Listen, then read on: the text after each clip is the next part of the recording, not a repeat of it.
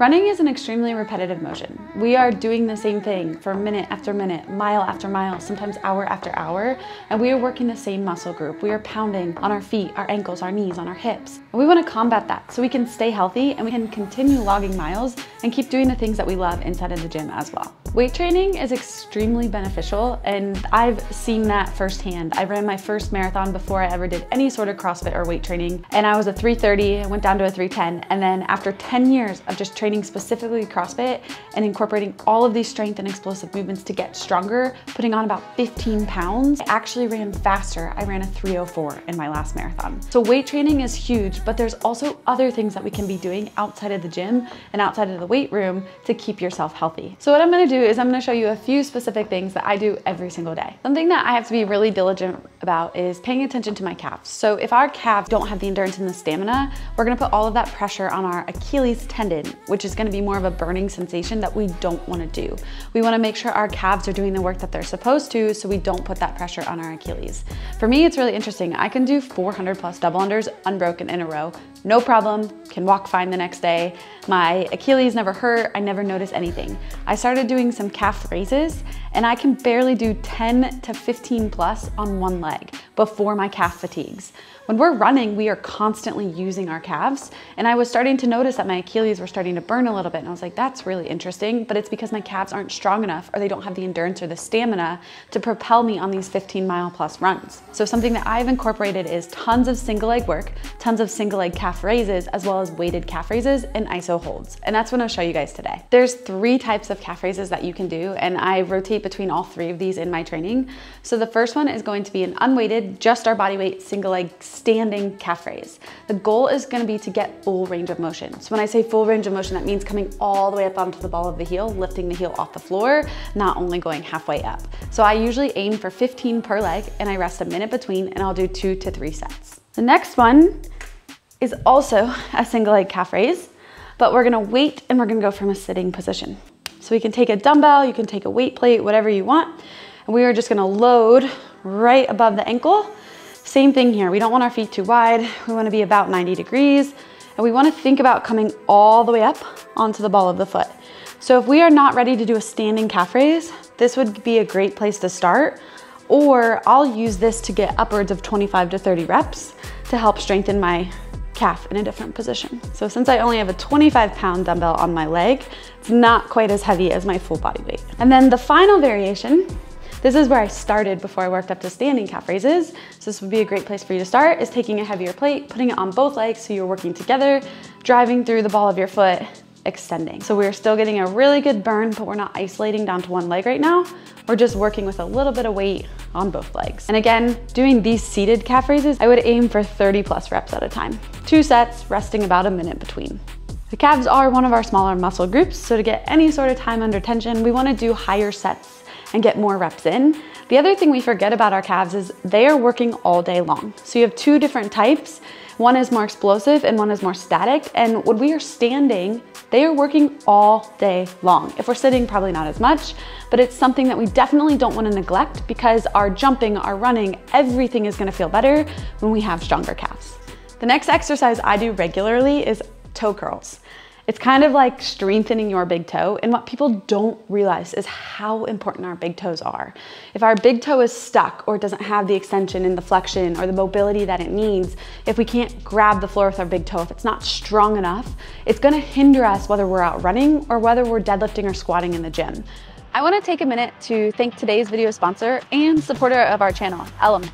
Element is something that I use every single day, and it's made with a science-backed formula to help you stay hydrated. It contains 1,000 milligrams of sodium, 200 milligrams of potassium, and 60 milligrams of magnesium. Element is a tasty electrolyte drink mix with everything you need and nothing you don't. That means no junk, no sugar, no gluten, no coloring, no BS. Electrolytes are responsible for hundreds of functions in the body, including hydration. And water alone is not enough. Element can help prevent things like headaches, muscle cramps, fatigue, and sleeplessness, which can all be symptoms of electrolyte deficiency. Right now, Element is offering my subscribers, that's you all, a free sample packet with 8 single serving samples. This is an awesome way to try all 8 flavors or share with a salty friend. Get yours at drinkelement.com/Christy Ermo. This deal is only available to you guys, my subscribers, if you click the link below, drinklmnt.com/Christy Eramo, KRISTIERAMO.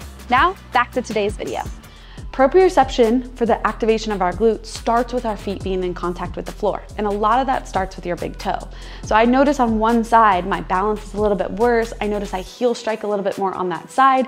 And that's all starting with my big toe. It was also a problem in my Olympic weightlifting and my back squats.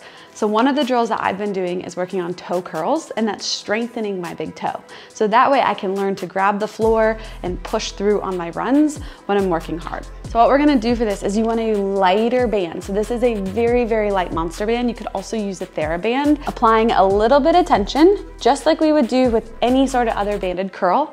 Then from here, I'm going to curl down, leading with my big toe. I'm gonna do 2 sets of 30 per leg. I can go up to a stronger band, or I can just apply a little bit more tension as I continue to get stronger. But the first time I had to do this, I could barely even curl the band with my big toe. So we've made a lot of progress since then. Just like any other muscle group, you'd be amazed. So I do both sides just to work on both of them. And it is absolutely amazing how much stronger one side can be than the other. And I wouldn't think that about a big toe per se, but it's all the little things that add together to help us function at our best so we can be at that best 1%. So funky exercise, I know it looks funny, but I really feel it all through the back of my leg, which is where I was struggling when I was doing a lot of running or jumping. So I'm strengthening everything from my big toe, which runs all the way up back into the calf, because everything in our body always works together. So the next one that I'm gonna show you is also related to a big toe, and this one has been so game-changing for figuring out how to use my glutes while I'm running. Using the small monster band, we're gonna hook this around our big toe or step on it. Stepping on it is gonna be a little bit more advanced, so I would recommend starting with the hook. So what I'm gonna do is take it, just gently hook it on my big toe, and I'm gonna think about spreading my feet and pressing my big toe down onto the band. Now I'm locked into place on this foot. Next, I'm gonna hook it around my ankle. From here, we're gonna think about actively engaging our midline, keeping our hips square, and then keeping the knee tracking out. So we never want our knee caving in, especially when we're running, because it's gonna put a whole bunch of pressure on our IT band and on our knee. So we want the glute to keep that knee pulled out. So from here, I'm gonna anchor, gently leaning forward, just as if I was running. So I'm applying that forward pressure onto the ball of my foot and my big toe. And then I'm gonna find about shoulder width to hip width apart, trying to keep my knee out. I'll show you guys, this side is way worse than this side.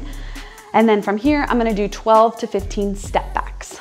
So just stepping back, creating tension, and then coming back forward. What I talked about earlier was that proprioception. So from my big toe pressing into the ground, my glute is actually firing, which is gonna help me maintain my knee out over my toes.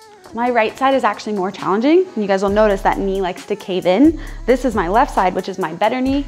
My glute fires a little bit better. My big toe is stronger, and I can keep everything a little bit more stacked out in line, not quite as challenging for me. I still do it because it's great to just get that reminder and to build the muscle memory and make sure everything is firing appropriately. I go 2 sets to 12 to 15 reps per leg. I wanna show you guys the more advanced version. Instead of looping the band, is gonna be just sliding it under your big toe. So sliding it there. And what this is gonna do is gonna make me force my ball of my foot and my big toe into the ground, spreading my feet. I'm gonna hook it around my ankle.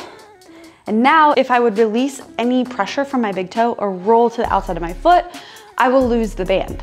So I have to keep that pressed into the floor, and it's gonna keep me honest because it's no longer looped around my big toe. So again, thinking about knee out, that's gonna prevent the arch from caving, keeping me nice and neutral in my foot. The next one is gonna require a little bit of weight. You would definitely recommend doing this with no weight first, and then as you get stronger and you get better at it, progressing. So I like to do the soleus farmer's carry. So what we're gonna do is we're gonna come up onto the ball of our feet with our heels off the ground, similar to that calf raise. Then I'm gonna keep everything tight, and I'm gonna farmer's carry, or essentially just walk across the floor. So for me, my arches were extremely tight, up through the back of my calf into my soleus. This is a really great one to help strengthen the fascia of the bottom of the feet and the soleus, and just help get a nice good stretch through that. So feeling really tight in your arches or dealing with some plantar fasciitis or things like that, this could be a really great exercise to strengthen your feet. Last but not least, something I focus a ton on for running, but also for in the gym, is single leg strength. Patrick and I talk about this all the time, and we add this in to all of our programs as accessory work on IBEX Training because it is so unbelievably important for your performance. And that's just gonna be some single leg sit to stands. And the lower the box is gonna be, the harder this is going to be.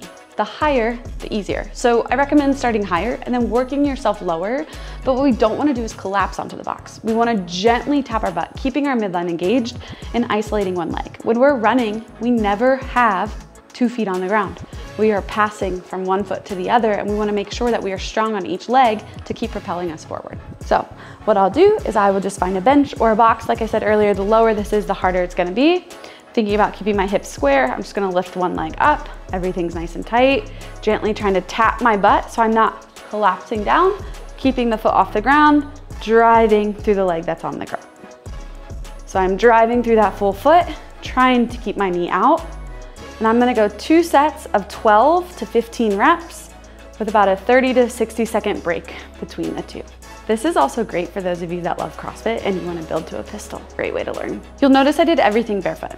Yes, I believe in a great pair of running shoes, and you really need a great pair of running shoes, especially when you're continuing to log 30, 40, 50 plus miles in the week. However, spending time outside of those shoes is going to be key too, and that's going to really help you strengthen your feet. I hope these drills were helpful. I hope you can implement it into some of your training. Like I said at the start of the video, this stuff is great for whether you're just running, whether you're in the gym lifting, or whether you're doing a combination of both, which is what I'm doing right now, and I absolutely love it. We have some exciting stuff coming and some new goals and things on the horizon that we're gonna be sharing with you guys soon. If there's anything else you wanna see when it comes to lifting and running, or running and lifting, or putting those two things together, that's what we love and that's what we wanna share with you. So make sure to drop those in the comments and smash the like button, because that really does help our channel and we can keep bringing you guys hopefully valuable videos full of information that you can apply to your training. And we'll see you in the next video. Have a great day.